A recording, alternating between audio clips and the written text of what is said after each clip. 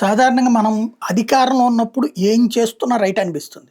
But ఆ తర్వాత అది కుంభకోణాల కిందకి వెళ్ళేటప్పుడు దాంట్లో చేసే డొల్లతనమే సమస్య అవుతుంది.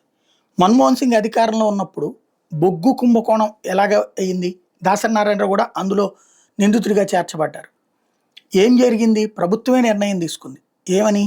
ఫస్ట్ కమ్ ఫస్ట్ బేస్డ్ మీదన మొదట దరఖాస్తు చేసుకున్న వాడికి మొదట ఇవ్వటం అన్నటువంటి. కేబినెట్‌కి అధికారం ఉంటుంది. కానీ అది కుంభకోణానికి బీజం. ఇప్పుడు ఆంధ్రప్రదేశ్‌లో గనులు బోలెడున్నాయి. సరిగ్గా గనుల ద్వారా ఆదాయం అయితే సంపద సృష్టికి మరొకటి ఎతుక్కోనక్కర్లా. కనీసం ఏడాదికి 30-40 వేల కోట్ల రూపాయలు సంపాదించుకోవచ్చు. కానీ 5-6 వేల కోట్లే వస్తుంది. మిగతా సొమ్మంతా సదరు ఆ గనుల యజమానులు తింటున్నారు. ఆ గనుల యజమానులైనటువంటి ఎవరైతే రాజకీయ నాయకులు తింటున్నారు. బినామీలను ముందు పెట్టి తింటున్నారు. గనులు ఆ విధంగా దోచుకోవడానికి అవకాశం కల్పిస్తున్నది ప్రభుత్వాల యొక్క ఆలోచన విధానం.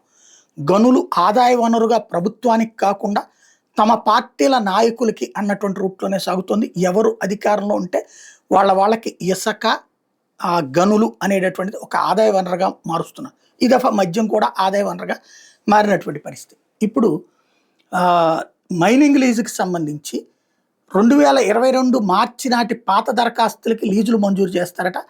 మైనర్ బైనరీ పాలసీ 2025కి అనుగుణంగా నిబంధనలు సవరిస్తారట. తొలి దరఖాస్తుకి మొదటి ప్రాధాన్యం ఇస్తారట. తొలి దరఖాస్తు ఎవరు కన్ఫర్మ్ చేస్తారు?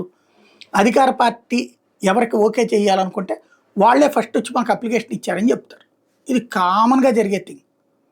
ఆటోమేటిక్గా అది పెద్ద కుంభకోణం అవుతుంది. ఇప్పుడు బాగానే ఉంటుంది, తర్వాత సమస్య అవుతుంది. ఆలోచించుకోవాల్సి ఉంది.